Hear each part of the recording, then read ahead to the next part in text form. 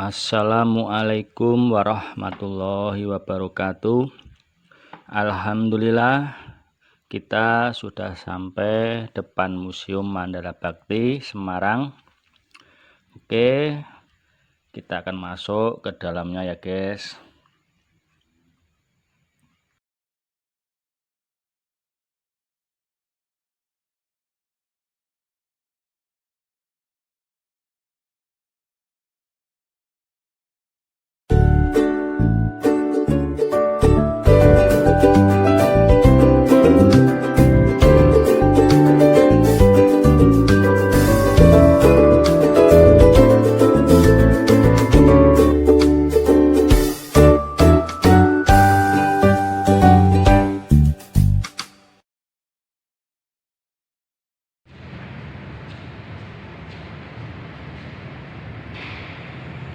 Oke guys, kita sudah masuk museum.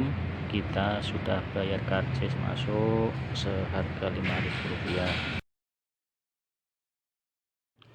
Pemirsa videoku, Museum Perjuangan Mandala Bhakti yang ada sejak tahun 1985 ini bertempat di gedung yang dibangun pada tahun 1930, tepatnya di Jalan Unika Sugiyapranata nomor 1 Barusari, Kecamatan Semarang Selatan.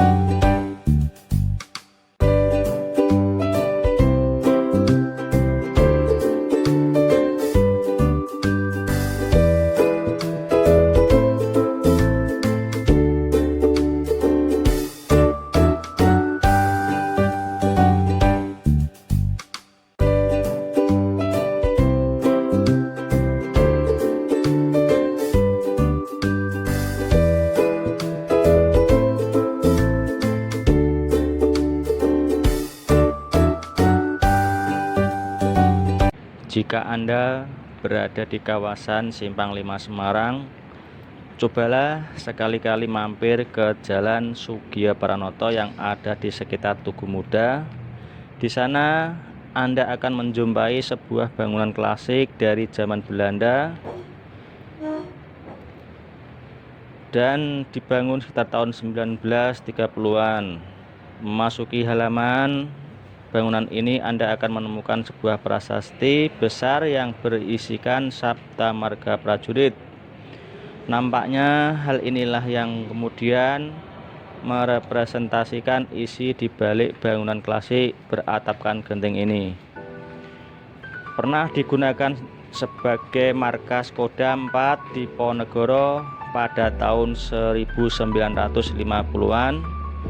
Bangunan ini kemudian difungsikan sebagai museum yang diberi nama Museum Mandala Bhakti atau biasa disebut Museum Perjuangan TNI.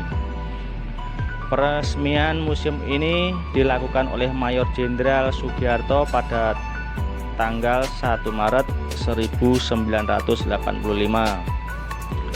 Di dalam museum ini terdapat koleksi berbagai jenis senjata api yang digunakan TNI dalam pertempuran memperebutkan kemerdekaan, baik yang tradisional maupun yang sudah menggunakan teknologi.